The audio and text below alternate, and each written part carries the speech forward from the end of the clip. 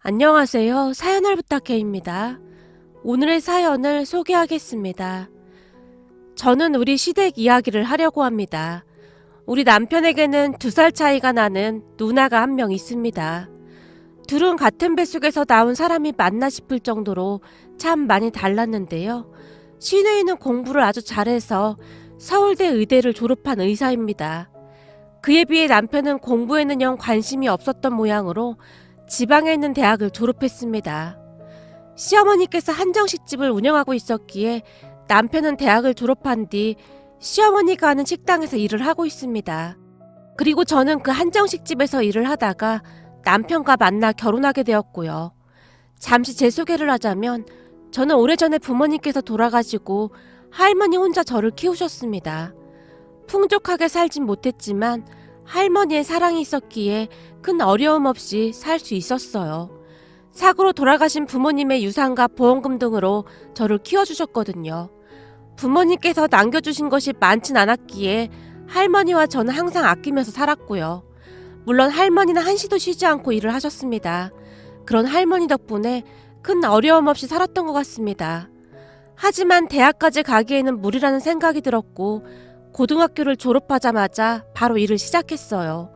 그때 당시 친구가 한 한정식집에서 일을 하게 되었다며 저도 같이 일을 하자고 말을 했고 한시라도 빨리 할머니께 도움을 드리고 싶은 마음에 여러 번 생각하지 않고 바로 친구를 따라 그 한정식집에서 일을 하게 되었습니다.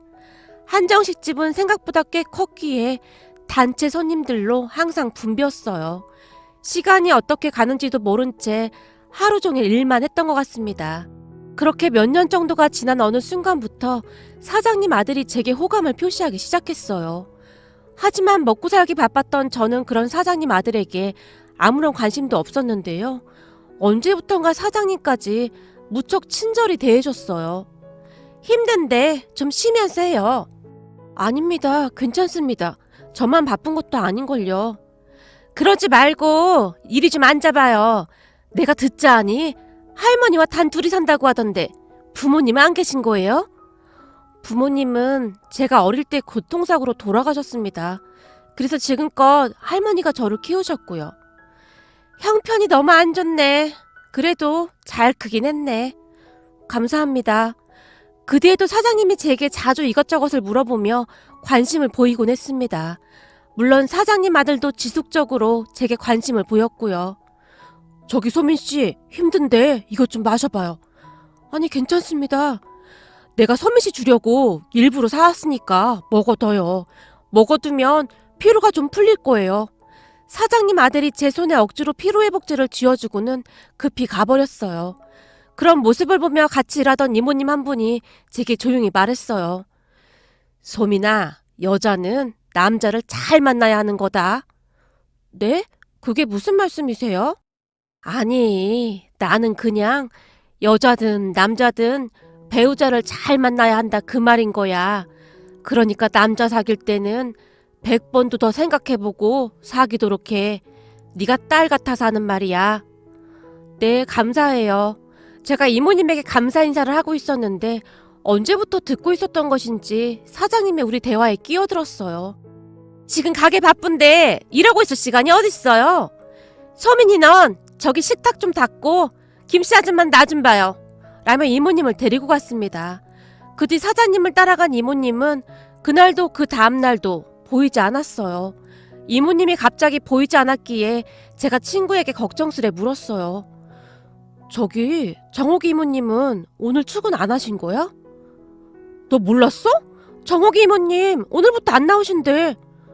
왜? 어디 아프신가? 아니야, 내가 그냥 얼핏 듣기로는 사장님이 그만 나오라고 했더나 봐. 사장님이 왜? 무슨 일 있었나? 아니면 어제 혹시 나랑 잠시 수다 떨었는데 그것 때문에 그런가? 암튼 너도 조심해.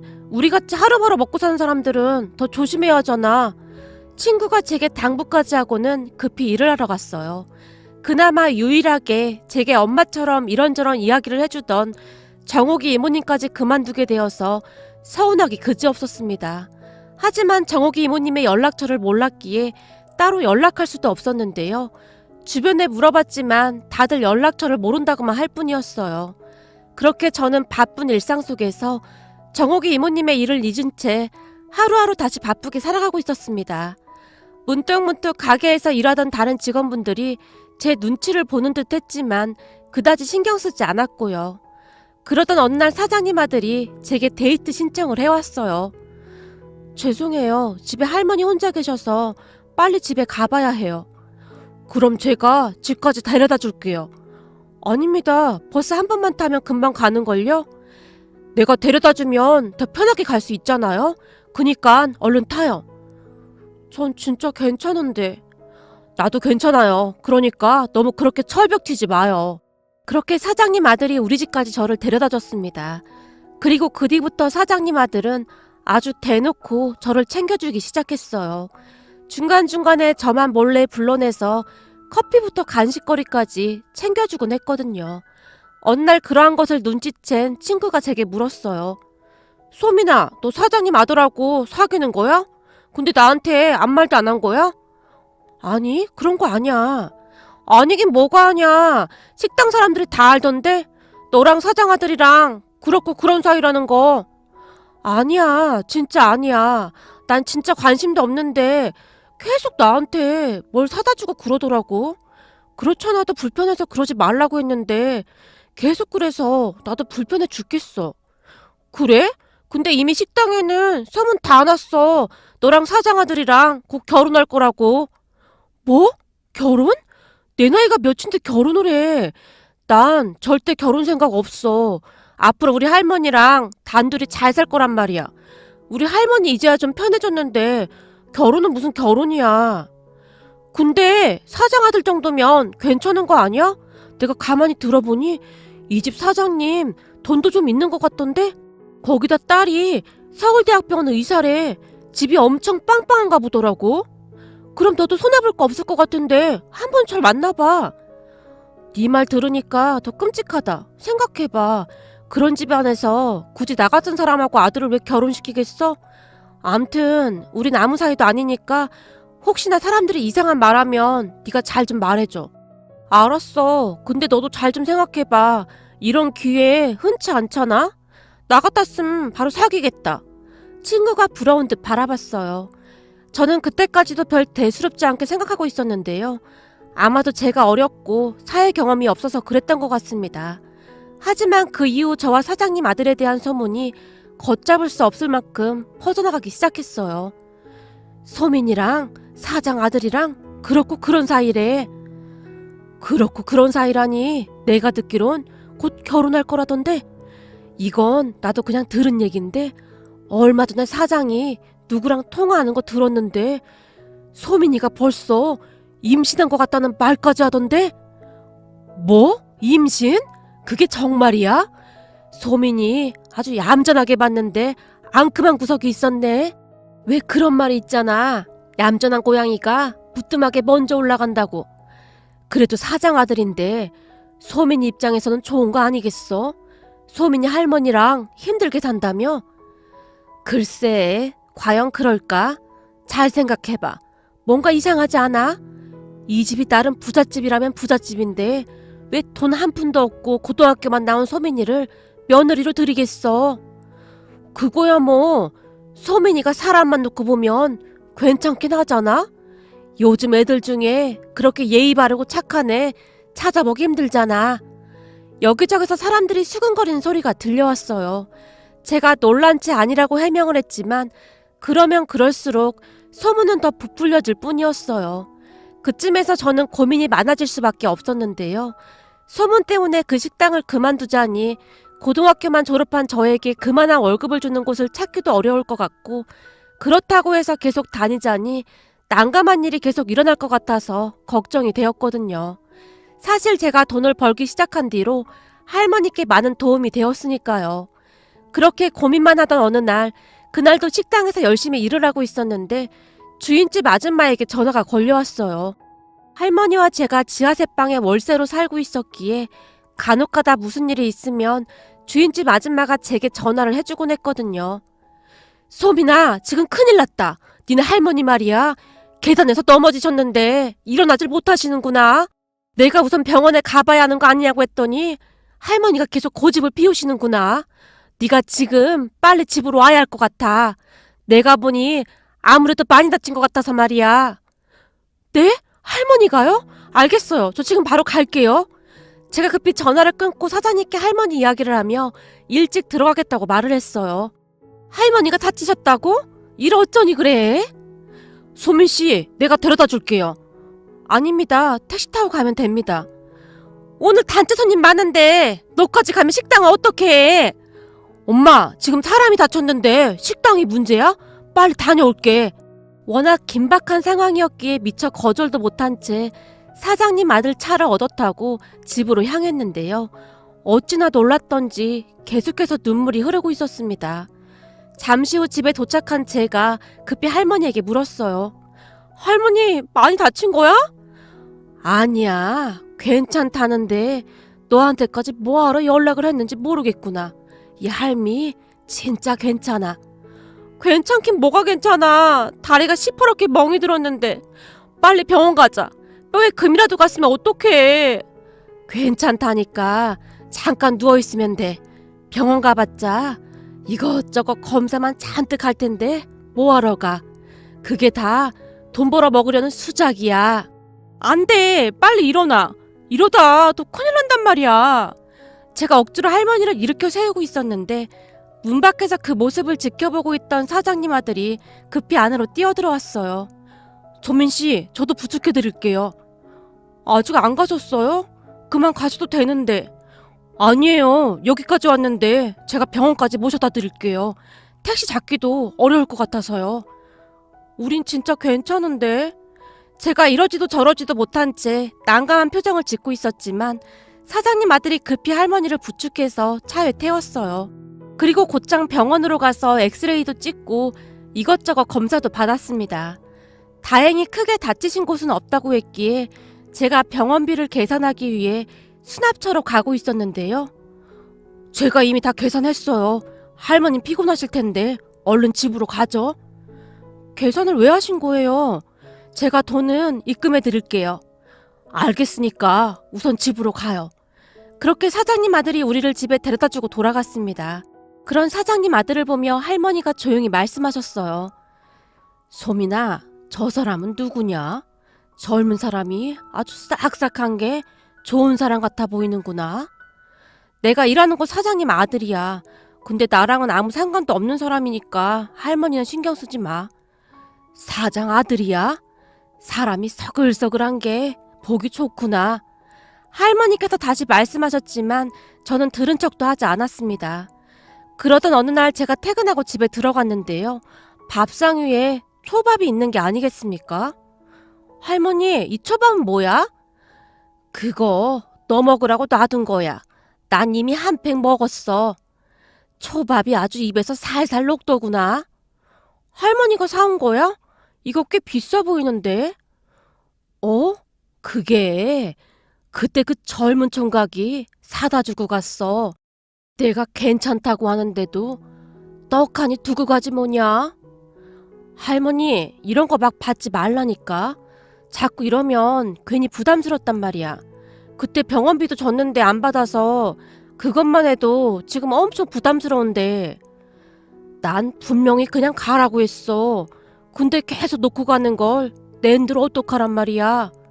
할머니의 말에 제가 긴 한숨을 내쉬고 있었지만 할머니는 사장님 아들이 딱히 싫지는 않은 모양으로 얼굴에 미소가 가득했어요. 그런 할머니를 보며 어찌나 마음이 아팠는지 모르겠습니다. 평생 동안 둘이서만 의지하고 살다가 다른 누군가가 관심을 가져주니 할머니는 그저 좋다는 그런 눈치였으니까요. 그 뒤에도 사장님 아들이 우리 집에 찾아와서 할머니에게 참 잘했어요. 우리 할머니에게 잘하는 그 사람이 저도 딱히 싫지는 않았던 것 같습니다. 조금씩 제 마음이 움직이고 있었거든요. 하지만 한편으로는 아무것도 없는 나한테 왜 이렇게 잘하는 것일까 하는 의심이 들기도 했지만 외롭게 살던 우리에게 따뜻하게만 대해주는 사장님 아들에게 조금씩 마음을 열기 시작했습니다. 그렇게 시간이 지나 우리 둘은 점점 가까워져 갔는데요. 어느 날은 사장님이 정식으로 사장님 집에 저를 초대했고 제가 선물까지 준비해서 집으로 갔는데 남친 누나가 집에 와 있었어요. 남친 아버지는 돌아가셨다고 이미 들어서 알고 있었고요.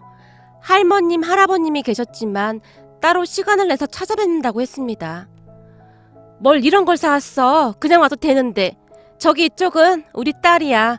전에 내가 한번 말했었지. 대학병원 의사라던. 안녕하세요. 어서 와요. 얘긴 들었어요.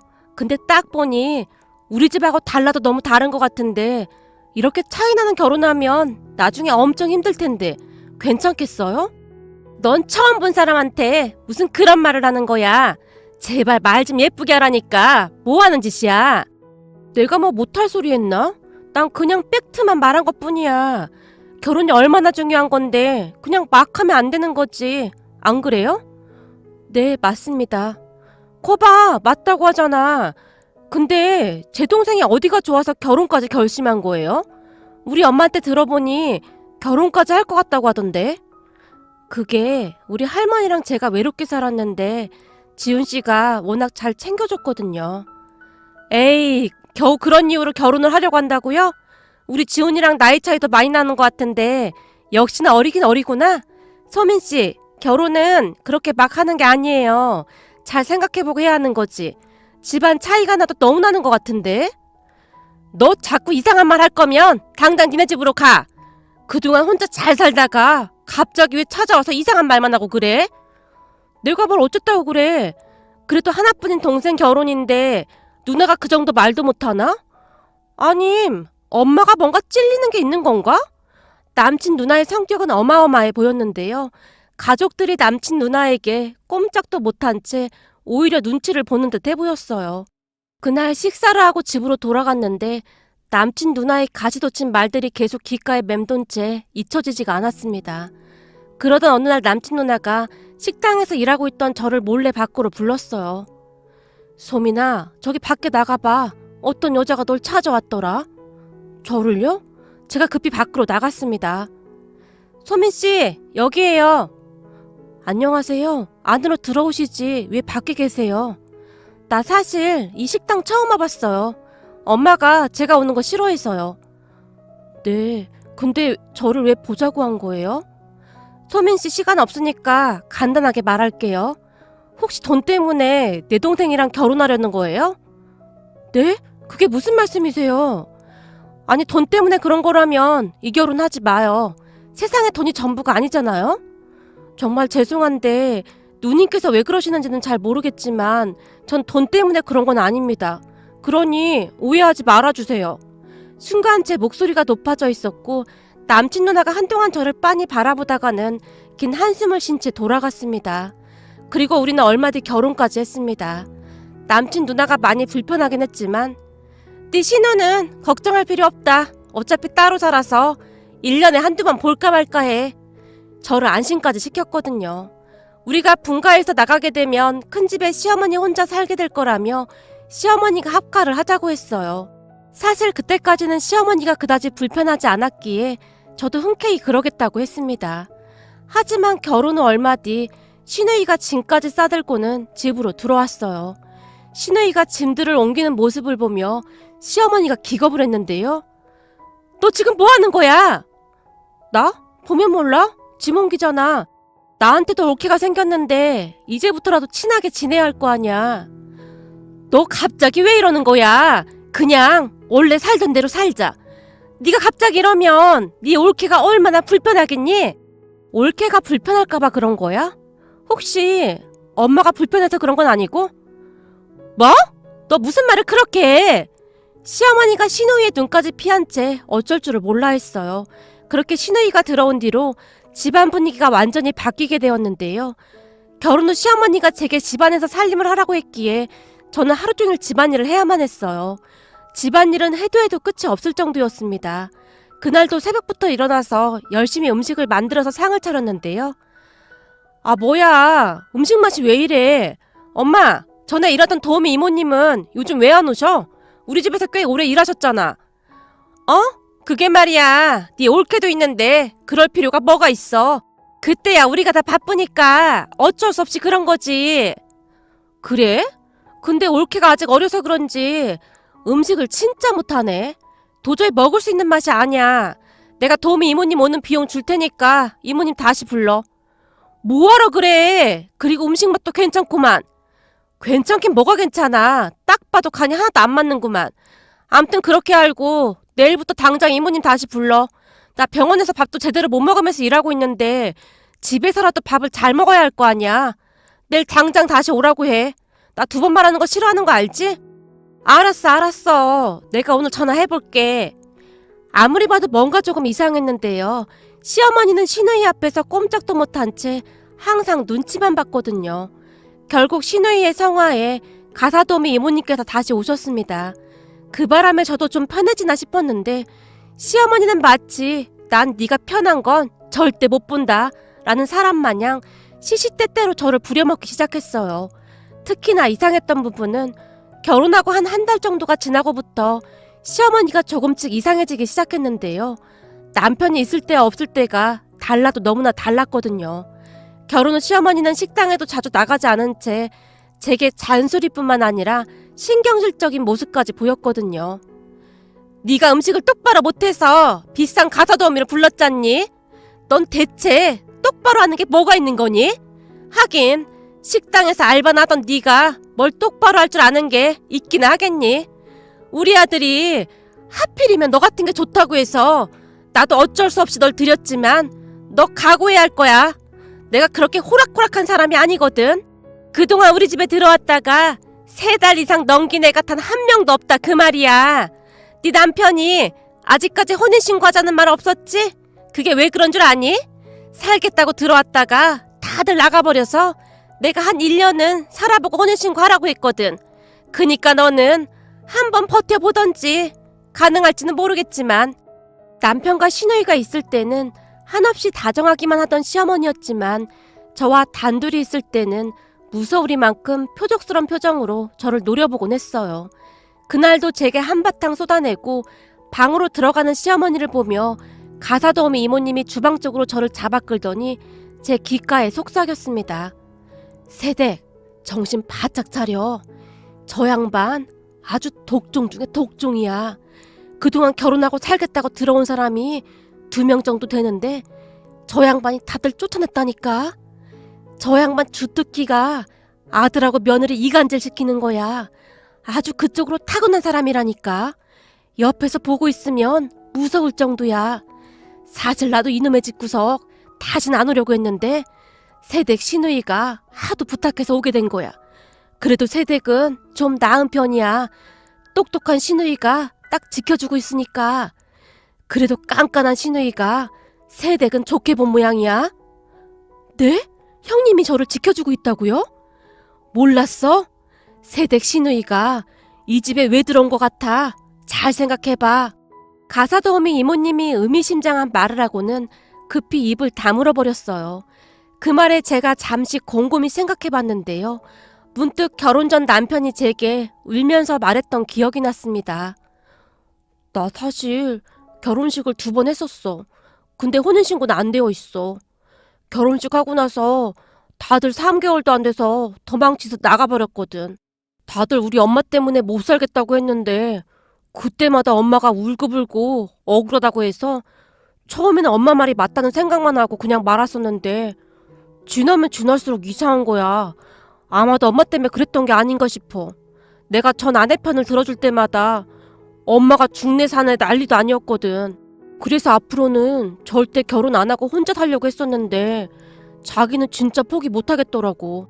그때 당시에는 모든 것을 솔직히 말해주는 남편에게 고마웠기에 저도 크게 생각하지 않았던 것 같습니다. 더군다나 제게 항상 웃어주시던 시어머니를 전혀 의심조차 하지 않았었고요. 하지만 모든 것이 점점 수면 위로 드러나기 시작했고 시어머니의 만행은 하루하루 심해져만 갔습니다. 어느 날은 점심식사를 하기 위해 밥상을 차렸는데 밥상을 쭉 훑어보던 시어머니가 이딴 건 누가 밥상에 올리라고 했어! 라며 제게 간장게장을 확 밀어버리는 바람에 그 간장게장을 그대로 뒤집어 쓰고 말았어요. 사모님, 어제 사모님이 분명히 간장게장을 준비하라고 해서. 아줌마는 가만히 있어요. 그건 어제 한 말이고 오늘은 내 마음이 바뀌었단 말이야. 어머님 죄송합니다. 제가 바로 치울게요.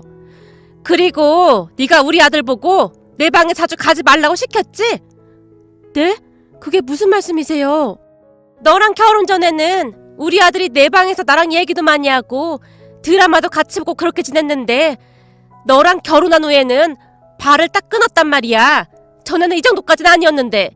시어머니는 정말이지 말도 안 되는 트집을 잡아서 제게 행패를 부려댔어요.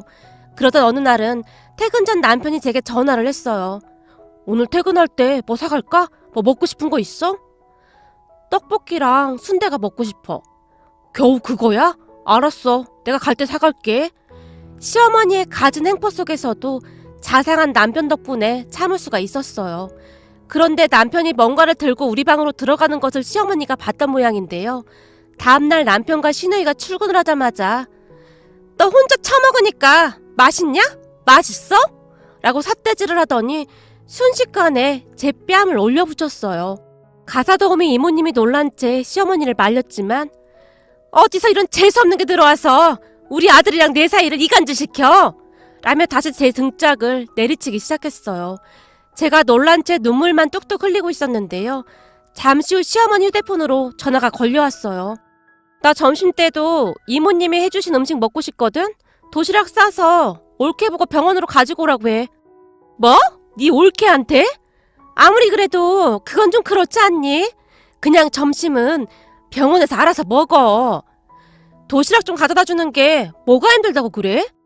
그건 그런데 네 올케 오늘 집에서 할 일 많아서 그래. 오랜만에 이불 빨래도 해야 하고 그리고 대청소도 해야 하거든. 그럼 그냥 사람 불러. 내가 돈 줄 테니까. 그리고 엄마 요즘 식당에 자주 안 나가나 보네? 어? 그게 말이야. 지훈이가 잘하는데 엄마까지 나가 있을 게 뭐가 있어. 네 올케가 워낙 모르는 게 많아서 내가 가르칠 게 많거든. 뭐가 그렇게 많아? 집안 살림은 앞으로 사람 써. 내가 돈 더 줄 테니까. 암튼 올케 늦지 않게 보내. 시어머니가 전화를 끊자마자 짜증을 냈어요. 암튼 까탈스럽기는. 아유, 징글징글 맞은 기집애. 너 네 시누이 점심 도시락 좀 갖다 주고 와라. 오늘 집안일 할 거 많으니까 얼른 갖다 주고 와. 결국 잠시 후 시누이의 점심 도시락을 챙겨서 병원으로 출발을 했어요. 그런데 병원에 도착한 저를 보자마자 시누이가 얼굴부터 이곳저곳을 살피기 시작했어요. 그리곤 저를 데리고 어디론가로 향했는데요. 그곳에 들어서던 제가 놀란 채 시누이를 바라봤어요. 형님, 여긴 왜 온 거예요? 몰라서 물어? 증거를 남겨둬야지. 시누이는 그 한마디만은 할 뿐이었어요. 그리고 며칠 후 시누이가 가족들을 다 불러 모았는데요. 엄마, 그동안 연기하느라 힘들었겠어. 대단해. 아주 감쪽 같아서 우린 진짜 몰랐잖아. 뭐? 연기? 그게 무슨 말이야? 우리 없을 때마다 올케한테 몹쓸 짓 아주 많이 했더라고.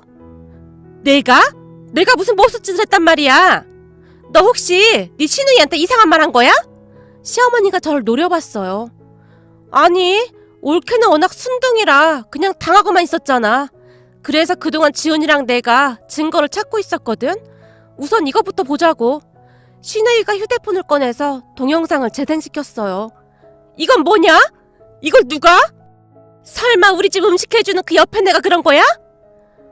맞아. 혹시 몰라서 내가 이모님한테 부탁을 좀 해놨었거든. 내가 예전에 잠깐 집에 왔었는데 이모님이 나한테 이상한 말을 하더라고. 그래서 혹시나 싶어서 올케 들어온 뒤 이모님을 다시 부르자고 한 거야. 도대체 엄마가 그동안 어떻게 했길래 하나같이 결혼한 지 몇 달 되지도 않아서 도망가듯이 나가버리는지 궁금했거든. 내가 지훈이한테 들어보니 집 나간 며느리들이 전부 다 엄마 때문이라고 했다고 하더라고. 하물며 엄마가 돈까지 주고 내쫓은 사람도 있었다며? 뭐? 나 아니야. 진짜 아니야. 니들이 오해하고 있는 거야. 이 증거를 보고도 그런 말이 나와? 그리고 이건 올케 진단서 끄는 거야. 나 도시락 갖다 주러 오던 날 등이랑 이것저것이 시퍼렇더라고. 이게 왜 그런 걸까? 아니, 그걸 왜 나한테 물어? 그래? 그럼 이게 왜 그런 건지 할아버지한테 물어보면 되겠네. 할아버지 지금 당장 여기로 오시라고 해야겠네. 시누이가 휴대폰을 들고 전화를 하려고 했는데요. 예, 잠깐만. 지금 이 상황에 할아버지한테 전화는 뭐하러 해? 아니, 엄마는 전혀 모르는 일이라고 하니까 현명하신 우리 할아버지한테 물어보려고 했지. 엄마도 알다시피 할아버지가 내 말이라면 무조건 믿잖아? 이거 다 보여드리면 엄마 완전 집에서 쫓겨날 것 같은데? 일을 어쩌나? 그동안 아빠 돌아가시고 재혼도 못하고 착한 며느리 행사하면서 잘 살고 있었는데 이 사실이 할아버지 귀에 들어가면 맨몸으로 쫓겨날 것 같은데? 지금 엄마랑 사귀고 있는 그 아저씨가 엄마 빈손으로 쫓겨나도 괜찮대? 신우이의 입에서 충격적인 사실들이 터져나오기 시작했어요. 그 순간 남편이 놀라서 외쳤는데요. 뭐? 남자? 엄마 남자도 있었어? 누나, 나한테 그런 말을 안 했잖아. 너한테 말 못한 건 미안한데 이게 내 입으로 말하기가 좀 창피하더라고. 남자가 완전 양아치 중에 양아치거든. 얘들아, 절대 아니야. 그 사람은 그냥 친구야, 친구. 엄마, 자꾸 그렇게 거짓말하면 안 될 것 같은데. 아빠가 병원에서 투병 중일 때도 엄마 그러고 다닌 거 사실 나 다 알고 있었어. 아니, 네가 어떡해. 엄마, 나 머리 하나는 기가 막히잖아. 내가 괜히 서울대 갔겠어? 전에 아빠 병원에 갔었는데 엄마가 그 남자 차에서 내리더라. 둘이 아주 깨가 쏟아지더라고. 내가 지금까지 말 안 한 이유는 그래도 엄마가 우리 친엄마였기 때문이었어. 근데 나도 더 이상 못 봐주겠어. 엄마라면 자식한테 이런 식으로 하면 안 되는 거잖아. 엄마가 지원이한테 너무 몹쓸 짓을 많이 했거든. 그러니까 엄마가 조용히 나가. 내가 엄마 혼자 살만한 집 하나는 마련해줄게. 뭐? 나보고 집을 나가라고? 그리고 나 혼자 살란 말이야? 그게 맞는 거잖아. 지원이랑 올케 그만 힘들게 하고 엄마가 조용히 나가줘. 니들이 나한테 어떻게 이럴 수가 있어. 니들 누구 뱃속에서 나왔어. 내가 니들을 낳아준 엄마잖니? 근데 어떻게 나한테 이럴 수가 있니? 집불도 없는 쟤 때문에 나보고 집을 나가라고? 날 내쫓겠다고? 시어머니의 얼굴이 새파랗게 질려 있었어요. 아니지. 우리가 내쫓는 건 아니고 엄마가 스스로 나가야지. 그리고 앞으로 절대 연락하지 말고 조용히 살아. 내가 할아버지한테는 잘 말해둘게. 미쳤니? 내가 나가긴 왜 나가? 엄마가 안 나가면 난 이 모든 사실을 할아버지한테 말할 거야. 엄마도 알다시피 할아버지 성격에 엄마 가만 안 놔둘걸? 생사를 오가는 아빠를 두고 바람핀 거 할아버지가 하시면 과연 어떻게 될까? 난 엄마 생각해서 그런 거니까 그냥 엄마 스스로 나가는 게 좋을 거야. 신우이의 말에 시어머니의 낯빛이 점점 어두워져 갔는데요. 시할아버님 할머님을 몇 번 뵌 적이 있었는데 참 좋은 분들이셨어요. 거기다 시할아버님께서 돈이 상당히 많으신 편이라고 했어요. 식당이랑 아파트도 시할아버님 명의였으니까요. 시할아버님께서는 오래전부터 그 많은 재산을 신우이에게 주겠다고 할 정도로 신우이를 예뻐했다고 합니다. 그토록 신우이를 예뻐했던 이유가 있었는데요. 어느 날 갑작스레 돈을 많이 벌게 된 시할아버님은 배운 게 많지 않았기에 항상 졸부 소리를 들어야만 했다고 하네요. 그런 와중에 신우이가 서울대 의대에 합격해서 의사까지 됐으니 시할아버님께서는 신우이의 말이라면 무조건 믿고 다 해줬다고 합니다. 신우이는 집안의 자랑이었다고 했으니까요. 식당도 신우이가 할아버님께 부탁해서 차려준 거라고 했습니다. 그랬으니 시어머니가 그토록 신우이의 눈치를 봤던 것이었고요. 그리고 며칠 뒤 시어머니가 눈물까지 흘리며 결국 짐을 싸기 시작했어요. 나 한 번만 용서해주면 안 되겠니? 내가 다시는 안 그럴게. 아니, 엄마는 이미 우리 엄마의 길을 포기한 사람이야. 나가서 그 남자랑 잘 살아.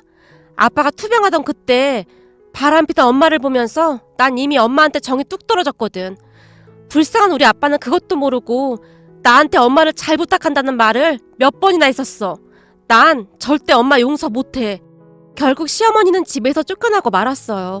신우이가 정말 무섭긴 했던지 그 뒤 시어머니에게 어떠한 연락도 없었습니다.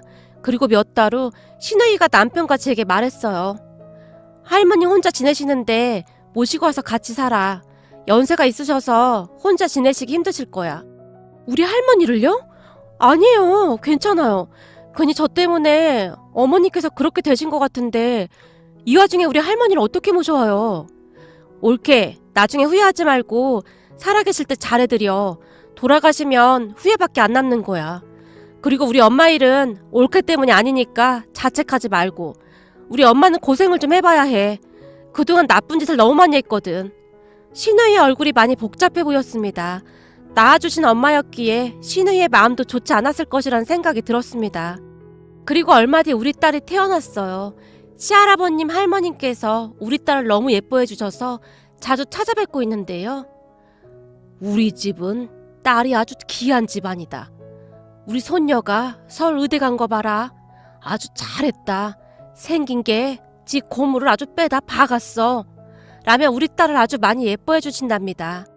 시할머니 말씀처럼 우리 딸이 고물을 쏙 빼닮긴 했거든요.